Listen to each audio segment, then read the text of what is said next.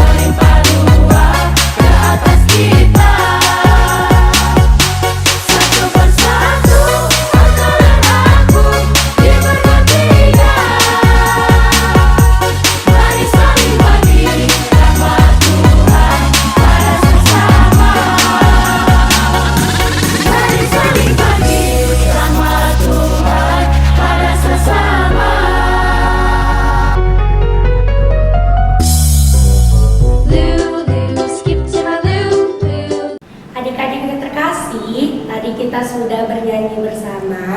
Sekarang marilah kita berdoa dengan menyanyikan lagu Jari jempol, jari telunjuk, jari tengah yang panjang, jari manis pakai cincin, jari kelingking ku sayang. Ku berhitung 1, 2, 3, 4 dan 5. Lipat tangan, tutup mata, mari kita berdoa. Dalam nama Bapa, dalam nama Putra, dan dalam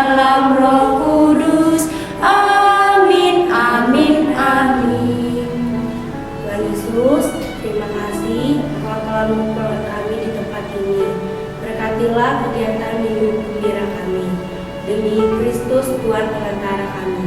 Amin. Lulu, skip to my Lulu.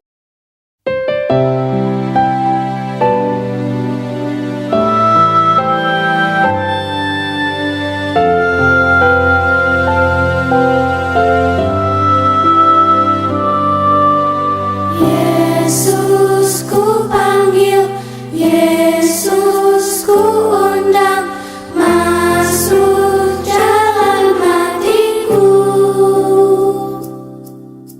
Yesus ku panggil, Yesus ku undang, masuk dalam hatiku. Memimpin, menuntun setiap langkah hidupku, sucikan, kuduskan semua dosaku. Yesus ku panggil, Yesus ku undang, masuk dalam hatiku. Yesus ku panggil, Yesus ku undang, masuk dalam hatiku.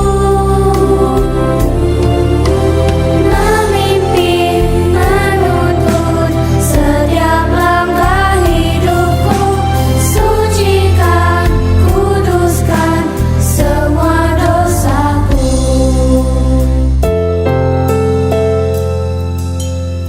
Tuhan Yesus, masuklah dalam hatiku, ampuni dosaku, jadilah Tuanku, mulai sekarang sampai selamanya. Terima kasih Tuhan, amin.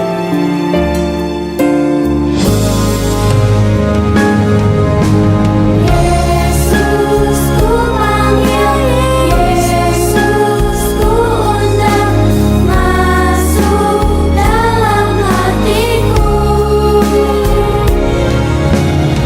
Yesus ku panggil, Yesus ku undang, masuk dalam hatiku. Masuk dalam hatiku. Lulu, skip to my Lulu. Adik-adik yang terkasih, sudah disiapkan Alkitabnya?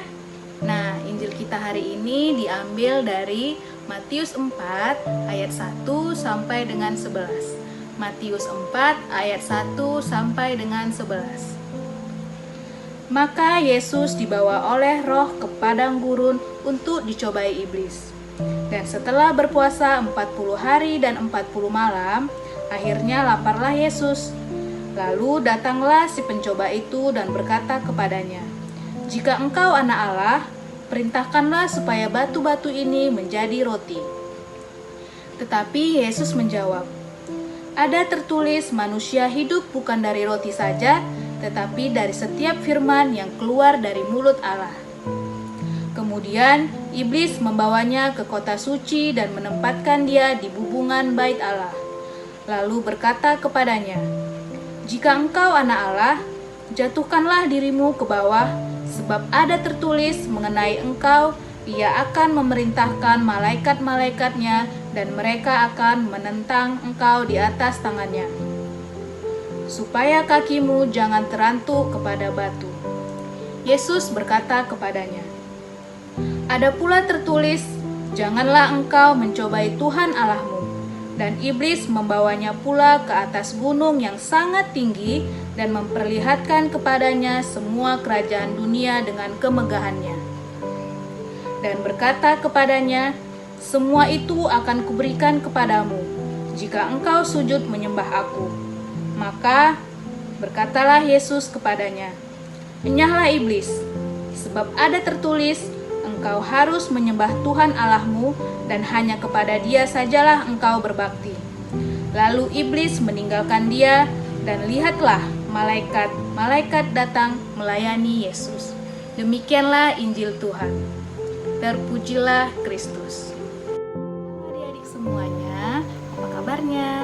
Semoga semua adik-adik sekami dalam keadaan sehat dan tetap semangat. Nah, sebelum kita mendengarkan renungan hari ini, kakak mau bertanya dulu nih. Kira-kira siapa yang ingat beberapa hari yang lalu kita merayakan apa? Ayo, coba diingat-ingat. Ya, betul sekali. Hari Rabu kemarin kita merayakan Hari Rabu Abu yang menjadi tanda kalau kita sudah memasuki masa Prapaskah. Kalau begitu, hari ini kita sudah memasuki Minggu Prapaskah yang pertama. Oke deh, kita kembali ke renungan yang tadi diambil dari Matius 4 ayat 1 sampai dengan 11. Masih ingat isinya tentang apa? Ya, tentang Yesus berpuasa selama 40 hari di padang gurun dan dicobai oleh iblis. Yesus luar biasa ya. Kakak aja kalau disuruh tidak makan, tidak minum selama 1 hari, rasanya itu nggak sanggup. Adik-adik gimana? Sanggup tidak? Nah, kira-kira apa saja yang dilakukan si iblis untuk mencobai Yesus ya? Yang pertama, iblis meminta Yesus untuk mengubah batu menjadi roti. Coba bayangkan ketika adik-adik sedang lapar digoda oleh roti. Pasti sangat tergiur. Tapi Yesus menolak iblis. Kata Yesus, manusia hidup bukan dari roti saja, tetapi dari setiap firman yang keluar dari mulut Allah. Itu artinya, Yesus ingin kita sadar bahwa kita hidup bukan dari makanan atau materi saja, melainkan juga dari firman Allah. Yang kedua, iblis meminta Yesus terjun dari bait Allah, lalu malaikat-malaikat akan menangkap Yesus. Lalu, bagaimana tanggapan Yesus? Ia berkata, "Janganlah engkau mencobai Tuhan Allahmu." Artinya, Yesus menyatakan bahwa manusia tidak boleh sekalipun meragukan kasih Allah dan meminta Allah melakukan apa saja untuk mengabulkan keinginan manusia. Yang ketiga, iblis meminta Yesus untuk sujud di kaki iblis, lalu iblis akan memberikan seluruh dunia kepada Yesus. Dan Yesus berkata lagi, "Enyahlah iblis, sebab ada tertulis, engkau harus menyembah Tuhan Allahmu dan hanya kepada Dia sajalah engkau berbakti." Yang artinya manusia hanya boleh menyembah Tuhan Allah saja, tidak boleh yang lain. Dari cerita tadi, kita dapat meneladani beberapa hal dari Yesus, yaitu Yesus tetap bersabar di setiap keadaan dari dirinya. Walaupun Yesus itu hebat, besar kuasanya, tetapi ia tetap rendah hati dan tidak terpancing oleh rayuan iblis untuk menunjukkan kehebatannya. Dan juga selama 40 hari berpuasa, Yesus tetap tidak tergoda dan tergoyahkan niatnya untuk makan atau minum apapun. Di masa Prapaskah ini, kakak juga ingin mengajak adik-adik untuk mulai berpuasa. Bagaimana puasanya? Puasa dari bermain game, menonton TV, bermain TikTok, menonton YouTube. Jadi, kuota internet yang biasanya dipakai untuk bermain game atau nonton bisa digunakan untuk hal-hal yang lain, untuk disumbangkan ke orang yang lebih membutuhkan. Lalu bagaimana lagi? Dengan mengurangi uang jajan. Kalau biasanya adik-adik jajan 5.000 langsung habis, nah sekarang di masa Prapaskah ini adik-adik harus menyisakan 2.000 rupiah untuk dimasukkan ke dalam celengan misioner. Hal ini tujuannya agar kita merasakan bagaimana rasanya saat Yesus sedang berpuasa dan dicobai oleh iblis.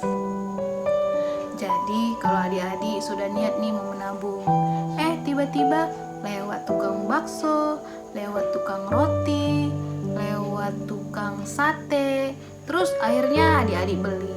Itu tandanya iblis menang karena berhasil menggoda adik-adik sekalian.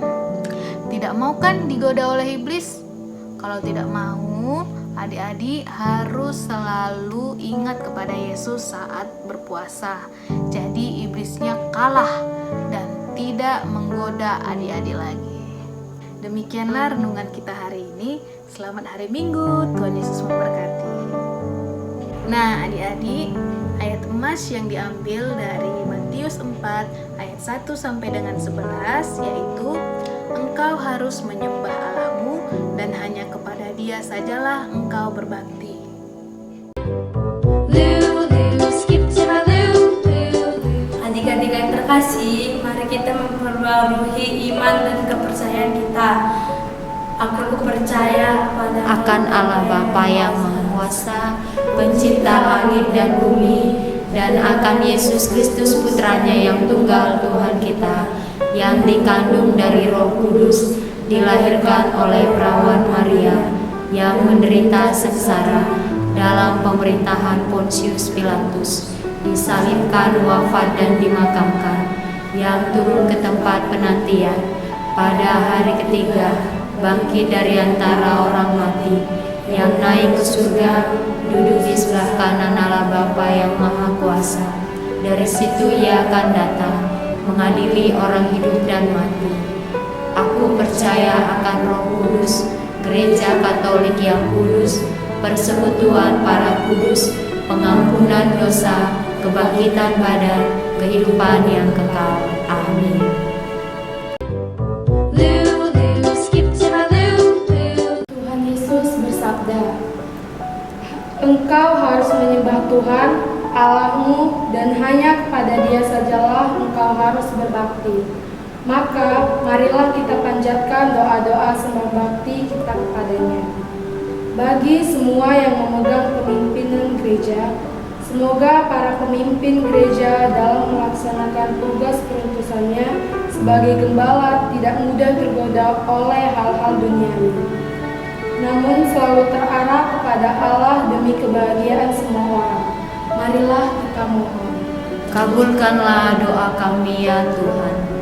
Bagi semua yang telah menjatuhkan pilihan mau mengikuti Kristus, semoga para pengikut Kristus semakin setia akan kebenaran sabdanya dan tidak mudah digoyahkan oleh kemewahan duniawi atau keindahan lahir.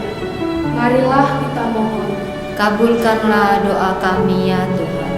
Bagi mereka yang sedang menderita, semoga Allah Bapa Maha Belas Kasih selalu tinggal bersama dengan orang-orang yang sedang menderita, sehingga melalui penderitaan itu mereka dapat mengikuti Kristus yang juga menderita dalam kuasanya di padang gurun demi keselamatan kita.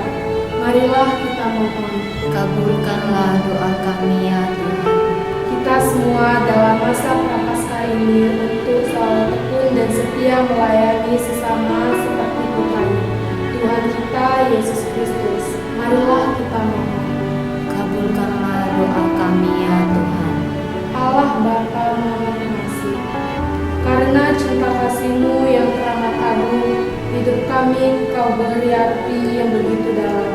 Tunjukkanlah selalu kepada kami jalan yang harus kami tempuh, yakni jalan terang-Mu sendiri, Yesus Kristus, Putra-Mu, sebab Dialah Tuhan pengantara kami. Amin. Loo, loo, skip to my loo, loo, loo.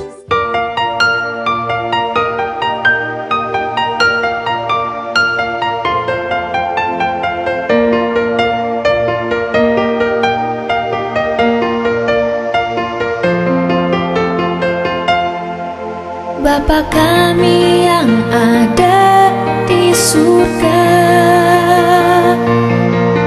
dimuliakanlah nama-Mu. Datanglah kerajaan-Mu, jadilah kehendak-Mu di atas bumi seperti di dalam surga. Berilah kami rezeki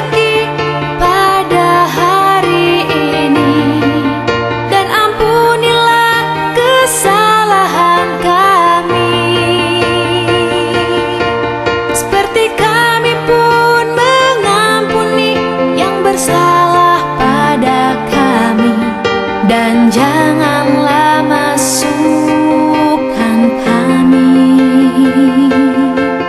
ke dalam pencobaan,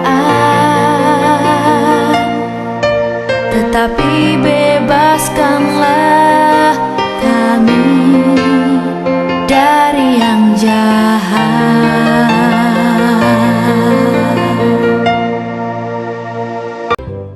Lulu, skip to my Lulu.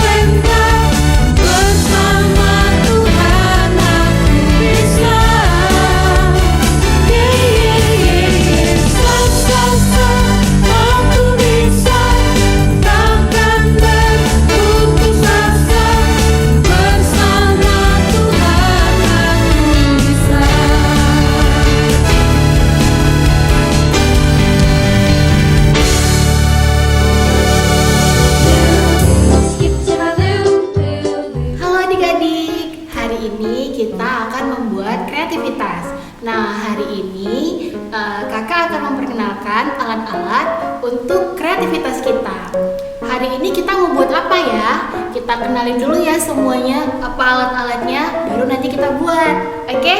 Yang pertama ada penggaris, ada gunting, ada kertas origami, lalu ada spidol, lalu ada HVS, terus ada lem, bisa double tip, bisa lem kertas.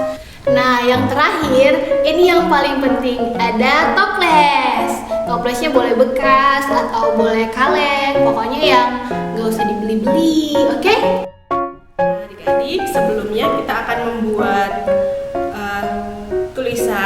tulisan dari kertas origami. Nah, jadi origaminya boleh dibagi dua atau disesuaikan dengan ukuran dari toples atau kalengnya ya.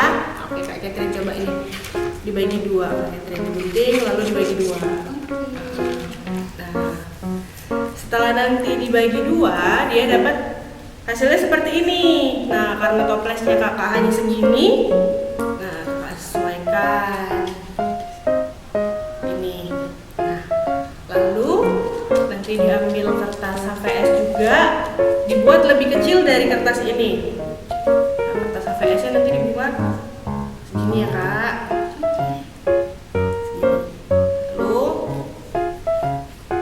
di kertas HVS ini kita mau buat kotak-kotak sebanyak 40 Kak Catherine. Wah, banyak sekali Kak Ayu. Karena kita kan berpuasanya 40 hari kan Kak. Jadi kita mau bikin ini kotaknya sebanyak 42. Coba Kak Catherine bikin ya. Garis-garis kotak-kotaknya 40. Oke, Kak Ayu juga bikin garis-garisnya ya.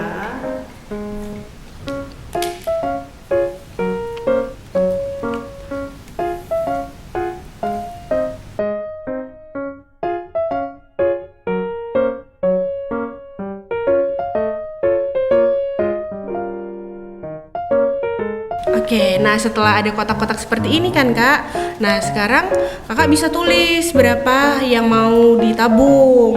Nah, kayak yang celengan kekinian itu loh Kak, boleh dari 500, 1000 gitu. Kak Catherine mau tabung berapa, jadi boleh diisi. Oke, ini Kak Catherine tulis ya Kak Ayu. Ya pakai warna yang juga boleh Kak, biar warna-warni, biar cantik kayak Kakak.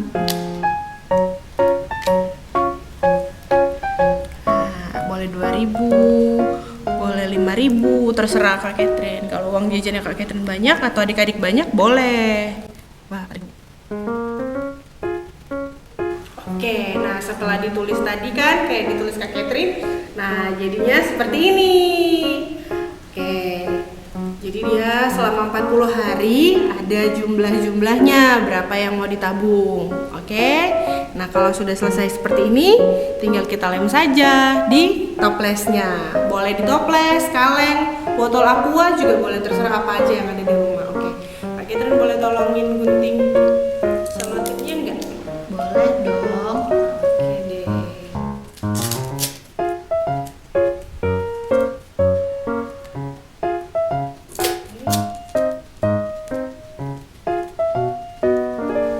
Nah, jadi deh.